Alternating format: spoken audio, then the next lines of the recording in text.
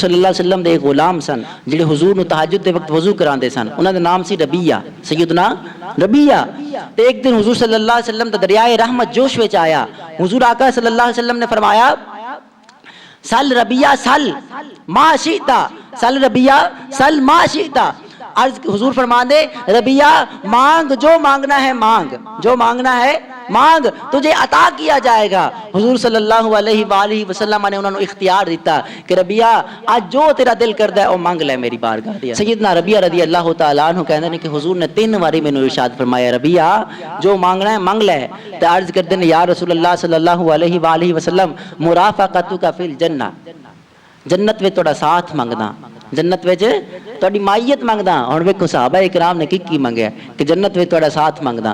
حضور نے فرمایا بیا اگر تینوں جنت وچ میرا ساتھ چاہیدا ہے، جس طرح میں عمل کردا اس طرح تو عمل کردا جا، جس طرح میں سجدہ ریز ہوندا اللہ دی بارگاہ دے اندر اس طرح تو سجدہ ریز ہوندا جا۔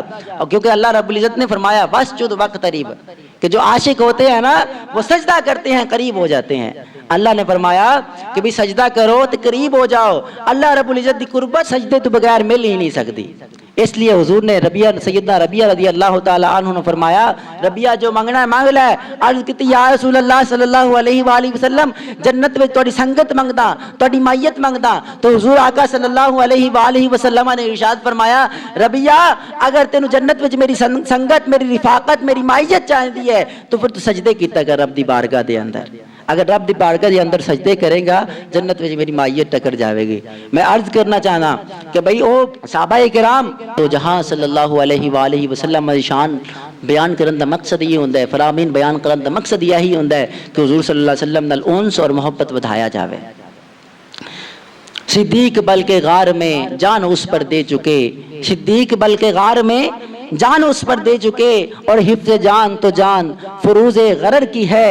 ثابت ہوا جملہ فرائض فرو ہیں، ثابت ہوا جملہ فرائض فرو ہیں، اصل الاصول بندگی استاج ور کی ہے۔ کہ حضور صلی اللہ علیہ وسلم دی ذات اقدس دے ہوتے سارا کچھ قربان کر دیو۔ حضور دے احکام حکم آوے کہ بھئی نماز فجر ادا کرنی ہے، صحابہ کرام نے حکم دیتا جاندا سی نا کہ بھی نماز ادا کرنی ہے، وہ صرف نماز ہی ادا کر دے سن، پھر اس کے علاوہ کوئی کام نہیں کرتے سن، نماز ہر کام چھاڑ دیندے سن، نماز ادا کیا کرتے سن۔